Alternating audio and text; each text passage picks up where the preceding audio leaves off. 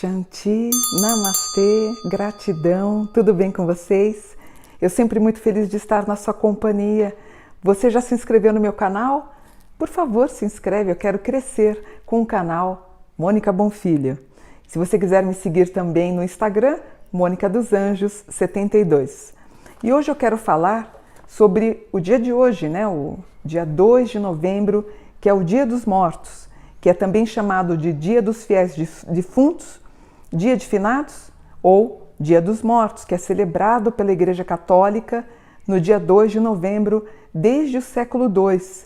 Nós tivemos dia 31, Dia das Bruxas, no dia 1º de novembro a festa de Todos os Santos e hoje, dia 2 de novembro, Dia dos Mortos.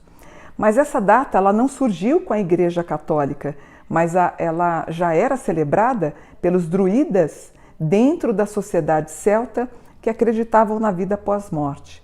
As comunidades druidas se reuniam nos lares e depois, alguns, nos cemitérios, no 1º dia de novembro, para homenagear e evocar os seus entes queridos, os mortos.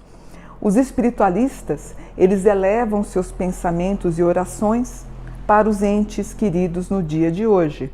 Alguns católicos, você vai ver isso hoje o dia inteiro na TV, eles visitam os cemitérios. E alguns espíritas também visitam o túmulo para manifestar a saudade, o respeito, o carinho, pois, segundo consta no Livro dos Espíritos, na questão 320, a lembrança deve ser dedicada aos desencarnados, porque isso os sensibiliza conforme a sua situação. Mas, geralmente, com os espíritas, na verdade, eles vão lá para deixar tudo em ordem, ver se o túmulo está tudo bem. Eles têm um contato mais direto, né? Através das psicografias dos mortos, onde eles recebem as mensagens dos entes queridos. O que nenhum morto gosta, segundo Kardec, são as manifestações de desespero, de cobrança, de acusação, como ocorre em algumas situações. E a visitação ao túmulo não é condenável, como nada é, tanto no espiritismo como no espiritualismo. Apenas a gente tem que entender e compreender de forma lógica e racional e respeitar quem está visitando. Lembrando que o espírito, a alma agora desencarnada, ela não está no cemitério e ela pode ser lembrada e homenageada através de uma prece em qualquer lugar. A prece que é proferida pelo coração, pelo sentimento, ele santifica a lembrança e ele é sempre recebida com prazer e alegria pelo espírito desencarnado. Um rapaz me perguntou, ele me mandou um e-mail, ele fala: Mônica, quando a gente morre, nós seremos julgados? As religiões falam em julgamento.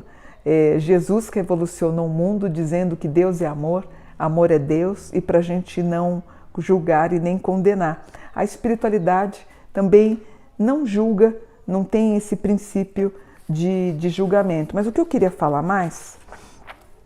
outra coisa antes de fechar o texto, eu queria fazer uma colocação sobre o que é um fantasma e o que é uma assombração. Fantasma é alguém que já morreu e ele aparece, também conhecido como aparição. Portanto, o fantasma é uma manifestação consciente que, segundo os espíritas ou espiritualistas, ele não é diferente de quando ele era vivo. Então, quando você vê um vulto, um vislumbre, é o que a gente chama de fantasma. Aqui no Brasil nós chamamos de espírito. Eles podem reagir a uma solicitação, eles acabam aparecendo nos lugares e eles fazem os mesmos gestos que faziam quando vivos e depois eles desaparecem.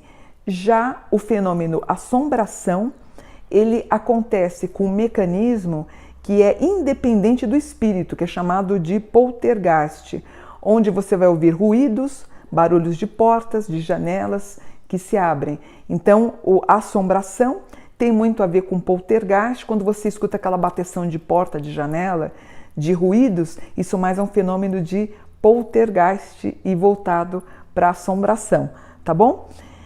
Como é que a gente pode acalentar alguém que perdeu um ente querido, né? Eu sempre aliás, foram muitas pessoas, diretas ou indiretas, que eu perdi, e amigos meus também, no Facebook, no Instagram, de pessoas, de mães, de pais, de parentes, filhos, que que perderam seus entes queridos no Covid.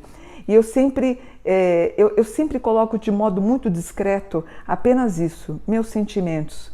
Eu acho que, eu queria inclusive falar, eu acho que quem passa por uma perda, ela passa, claro, ela está enlutada.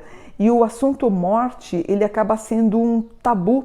E as pessoas passam a ter alguns comportamentos estranhos, inclusive quem perdeu um ente querido, ela acaba recebendo pessoas, e essas pessoas mais distantes, elas acabam dando as suas condolências até de modo frio, de modo até, às vezes até não educado.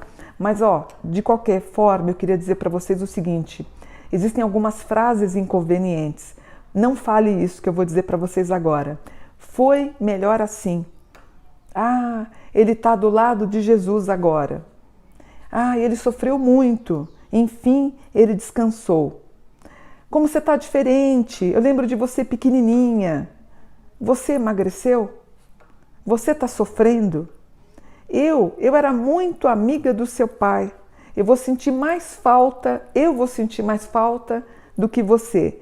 Gente, esse tipo de frase, essas frases que eu citei, não fale, tá? E claro que a pessoa que perdeu alguém, ela não é a mesma, ela nunca mais vai ser a mesma. A gente acaba perdendo os nossos amigos que ficaram enlutados. Portanto, dê espaço, dê um tempo.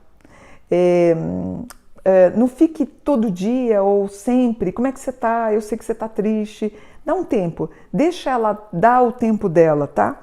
Não julgue, não pressione, não exija, não queira ser o diferente, não conflite, deixe a pessoa quieta. Uma presença bondosa, amorosa e compassiva é a melhor coisa que você pode fazer, tá bom? Pensa com carinho nas frases que eu te falei para você não repetir.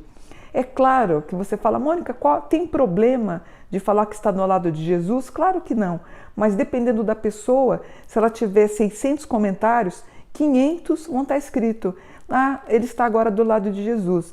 Às vezes a pessoa não é católica, às vezes ela é uma wiccaniana, isso às vezes ela pode ser budista. Seria mais sensato você falar algo que ela está do lado de Buda, entendeu? Então, é só isso, são algumas delicadezas, mas na verdade a gente quer que você dê um espaço para a pessoa ficar enlutada. 2 semanas, 2 meses, em alguns casos chegam até 2 anos, tá bom? Eu vou fechar com uma oração de Santo Agostinho. A morte não é nada, eu apenas passeio ao outro mundo, eu sou tu, tu és tu, o que fomos um para o outro ainda o somos. Dá-me o nome que sempre me deste, fala-me como sempre me falaste. Não mudes o tom a um triste ou solene. Continua rindo com aquilo que nos fazia rir juntos. Reza, sorri, pense em mim, reza comigo. Que o meu nome se pronuncie em casa como sempre se pronunciou.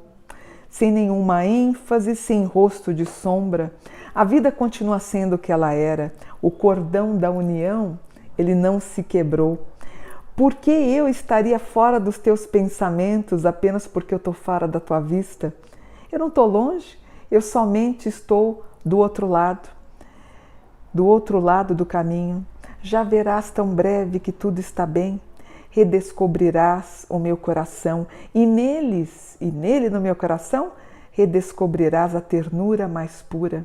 Portanto, seca tuas lágrimas e se me amas, não chores mais. Santo Agostinho. E eu vou terminando o vídeo com todo o respeito do mundo, desejando a todos um ótimo dia em paz, em união no que você acredita, no que faz bem para você, tá bom? Namastê, gratidão.